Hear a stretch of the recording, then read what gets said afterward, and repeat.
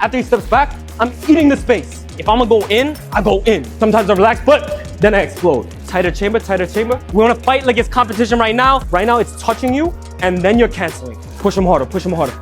Good, that was good, that was good. Hit right here, right here. Even if I get a clean hit, it doesn't score well on the PSS. All right, everyone, let's go. Most of the modern game is working with your front leg. So everyone focuses on the leg that's in the air, but you also want to make sure that you have a strong base that you could keep your balance, but also be mobile with. I'm gonna start off with my foot on my partner. They're gonna push me back. I'm gonna come back, and I'm not focused on this leg. I'm focused on this supporting leg. They're pushing me back, and I'm trying to get back. Pushing me back, I'm trying to get back. Pushing me back, I'm trying to get back like this. So we're gonna go for 7 reps on one side and then 7 reps on the other side. After you finish, you switch partners. All right, everyone? All right, everyone, let's go.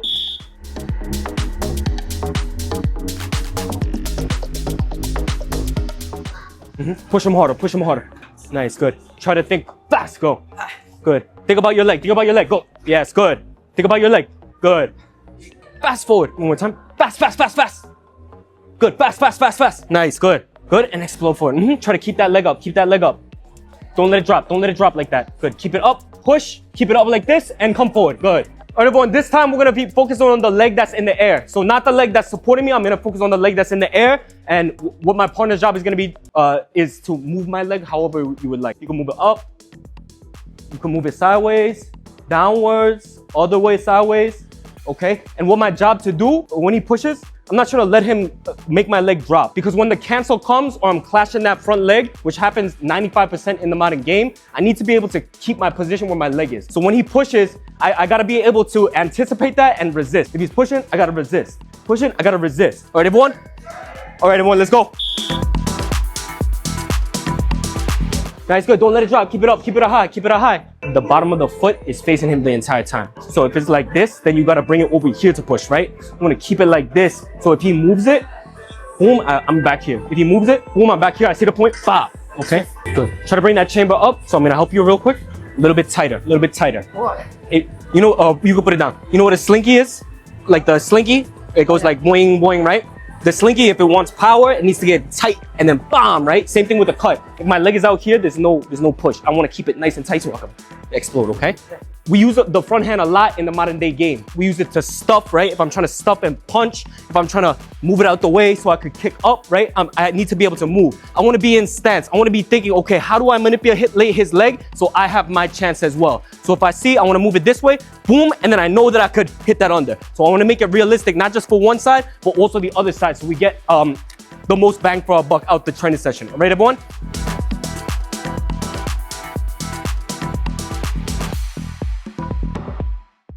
So for that one, right? You moved it up, and then his leg was here. If he has flexibility, that's going boom, right? So if you were to move it up like that, right? Then you gotta be back here. You gotta be, I'm still ready. Even if he kicks me, kick after I push, right? Even if he kick, I'm still ready. I'm still ready. Like this, okay? All right.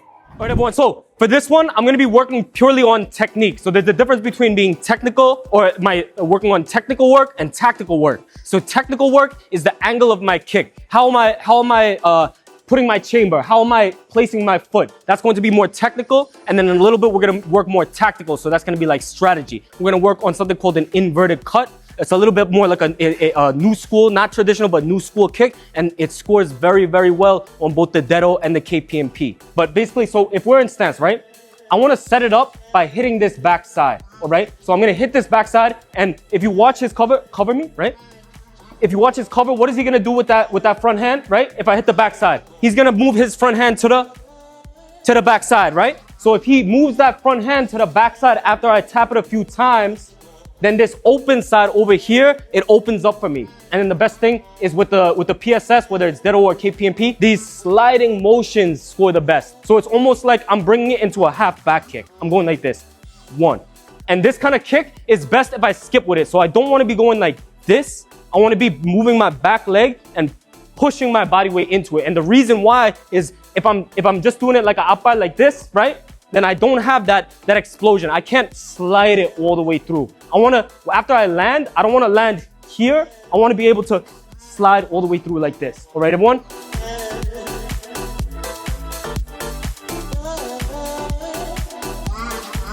for this first one, right? You can be a little bit more nonchalant. So right now you're bouncing, right? Sometimes take the bounce away, make your stance nice and short. Now it's like, okay, I'm just chilling. I'm just chilling. And then he's used to me being upright, right?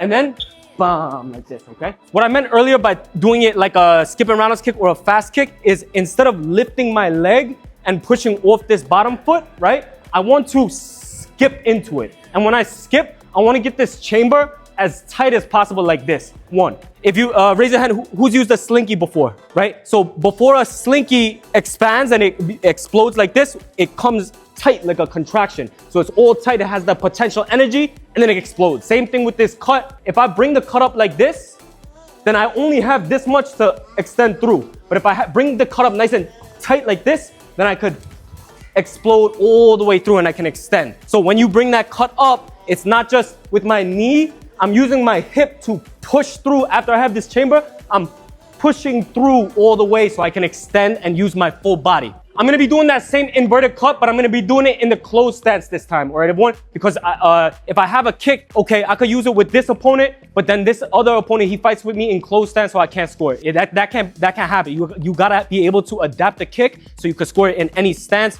with whoever you're fighting, right? It's the same exact thing, but I'm gonna be tapping his front side, right? Boom, right? I'm trying to get his guard to come over here, and then once he gets used to that coming over there, that opens up that spot.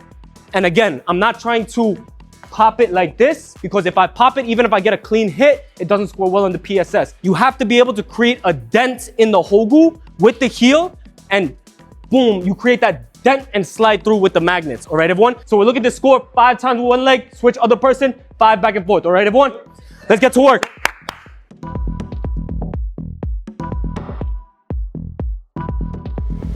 Good. That was good. That was good. Hit right here, right here. Nice. Better. Try again. Yes, that's it. Nice. But let me see you. Yes, good. Nice. Very good.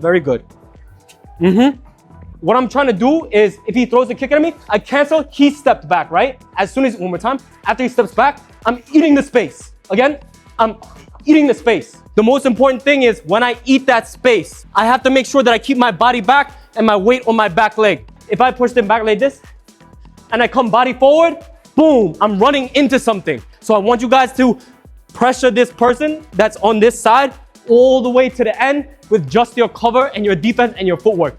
Body back. All right, everyone? All right, everyone, let's go.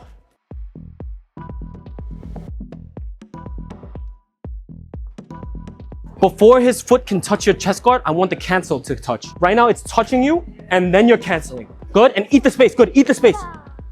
Just do a cut for now. Could I do the other stance? Yeah. When you get your foot there, right? You want to use this leg to push him away with the front hand. I'm eating it. I'm eating it like this, okay? And it's never getting close to my body. So this time, I'm gonna be doing the same thing, but I could add one thing, and that's gonna be the cut. If he cuts at me, I go like this, right? If I cut at him, he can cancel as well, like this, okay? And then same thing, I eat it. I eat the space, right? And what cut am I gonna be using? I'm gonna be using the cut that we worked on earlier, the inverted cut. I eat the space, right? Maybe I cut first on the outside. I tap the backside, right? And then again, right? Come here, boom.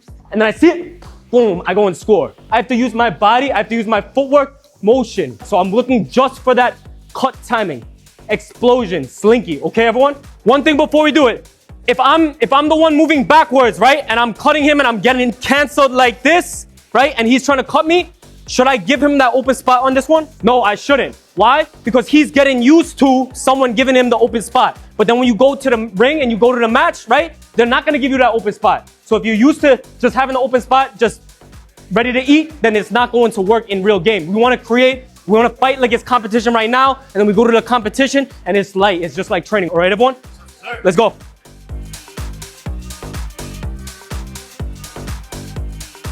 So then, like, after you cancel a few times, after you cancel a few times, right, and you hit it, boom, and then you shut it down fast. So you want to think of it like, if I'm gonna go in, I go in. If I'm gonna stay out, I stay out. But if the second that it becomes like, oh, like I kick it and I'm not sure, that's when like the opportunities for the other person starts coming. I know everyone is getting ready for nationals. I want you guys to all make sure, like we talked about earlier, that you have a game plan for your fighters. So you have to make sure that you're also analyzing each fighter that you know that's in your division. That's like doing homework. If you're getting ready for the test, what do you do? You do your homework, you study for the test, right? If you pull up to nationals and you just say, okay, I'm gonna fight this way, but you don't study your opponents, then that's like pulling up to the test and just being like, I hope I know it. I have to make sure that I do my homework on my opponents and I have the game plan. I know what their strengths are. I know what their weaknesses are. I know how I'm gonna shut down their strengths. I know how I'm gonna plug my strengths into their weaknesses. Then after that, it's also the strength and conditioning. The strength is a different thing that I could cover another time with the weight training, but the conditioning, like I said, the aerobic and the anaerobic, I have to make sure that I'm working on both of those. And then also on top of that, I have to make sure that I have good nutrition. Before a training session, I have to make sure that I'm taking in simple carbs that are easy to digest. So I'm talking about white bread with honey. I'm talking about a sports drink, Gatorade. If it worst comes to worst, maybe I pop a few jelly beans, right? I want the simple carbs so I have energy to be explosive. And is that going to turn me from a beginner to an expert?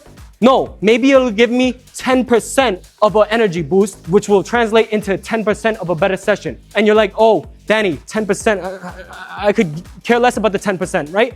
How many training sessions are you gonna do throughout your entire lifetime? You guys are not gonna quit tomorrow. You're gonna keep going all the way up until you get to your goals, right? So let's say you have 10 more years in your career and there's 365 days in a year, right? And you train, let's say 300 days out of them. That's 10% for 300 sessions for 10 years. So you have to make sure that you're doing these small things that are going to translate. Maybe it doesn't happen overnight, but over time, it's going to translate. Over time, the 5 minutes that I show up early to bounce in the mirror and work on what I'm bad on, the 5 minutes, 10 minutes that I spend if I have bad flexibility that I spend to work on my stretching afterwards, if I compile that over every single session, over every single year, over every single competition season, that's what translates into real growth. Me, I love to keep an open mind. I treat myself not like, I don't like to call myself master this or master that or pro this or pro that. I'm still a student of the game. I like to always learn new stuff. And I learned a lot of things from you guys today as well. So I want to say thank you. And I also want to say thank you to Master Lee